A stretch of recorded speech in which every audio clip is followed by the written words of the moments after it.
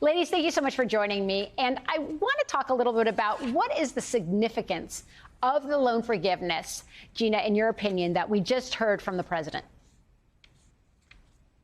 I think the biggest significance is that we're in a point where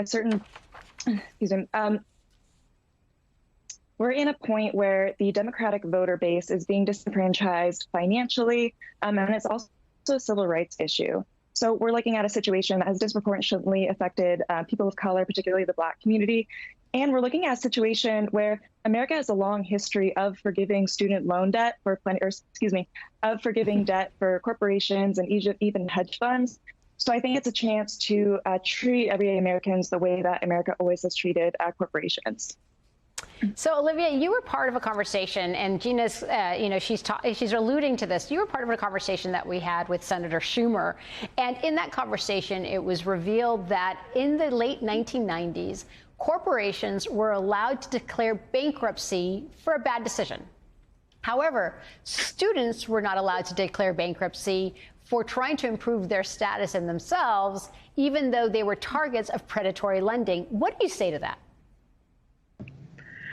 I think that that's very indicative of the fact that the American higher education system in its current state is broken. College students are the future of this country. They're going to be the ones leading the charge. And so I think that the Biden administration, the action they've already taken to address the student debt crisis is certainly facing the right direction, having forgiven the debt that they have. But I think it's really important to point out that reforming the education system as it is not just a sprint. Erasing student debt is just that. This is a marathon, and we have to take much bolder action to ensure that we're ensuring the future of our country. And that starts with the Biden office working closely with the Department of Education to do things like free community college and other ways to make college more affordable and accessible for Americans. And I think this is a real opportunity for President Biden to make a stand not only on the future of this country, but his legacy as a president, showing that he cares about young people, he cares about people who have been disenfranchised and who have been manipulated or taken advantage of by predatory lending practices, and show that he cares about the future of this country and the people who eventually are going to be leading it who are currently in college. Maria, I want to ask you, because oftentimes I say that women start off in the workforce usually earning less than men. And if you start talking about Latinas, so that's even almost 50 cents on the dollar.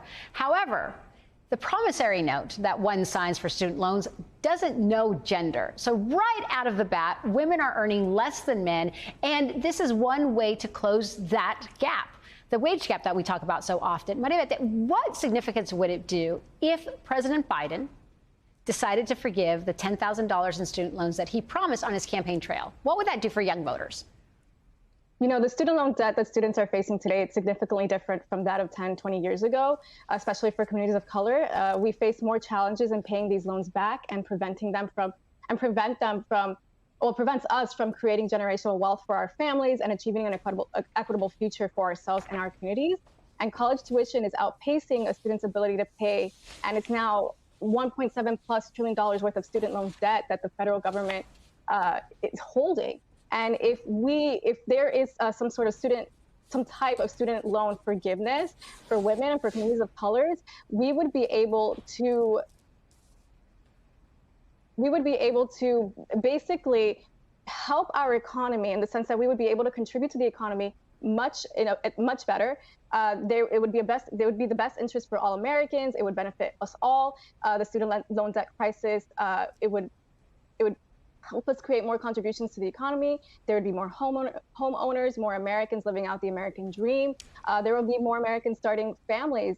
We would have more innovation. And women are very important in terms of leading the workforce. And so I think that's why we need to make sure that we allow women to be able to have the student loan forgiveness so that future generations can succeed, make this country stronger, we can have an equitable future, and we can close out the wealth gap and racial gaps and strive for generational wealth for all.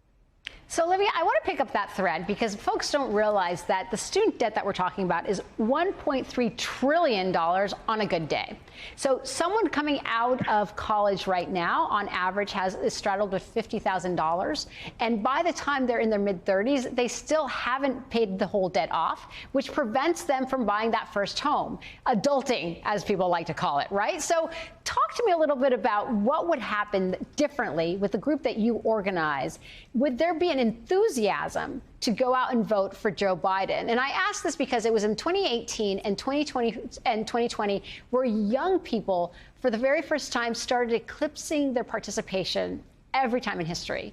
And we look at the generation that's the largest eligible to vote population. It's young people. What's going to get them to the polls? Would this do it? I think it would certainly help. I think that a lot of young people were very impassioned and very motivated to go out and vote for Joe Biden because of the promises he made on the campaign trail, including erasing student debt. Because, like I said before, this is a very long-term issue that we have to work to resolve. And so I think setting forward the process to ensure that these kinds of issues are not passed on to the next generations of Americans would certainly motivate people, but it would also, allow President Biden to take a stand on what he thinks is an important issue to this country. So I definitely think it is something that we should all be paying attention to. And I kind of think that Senator Warren is right in this instance.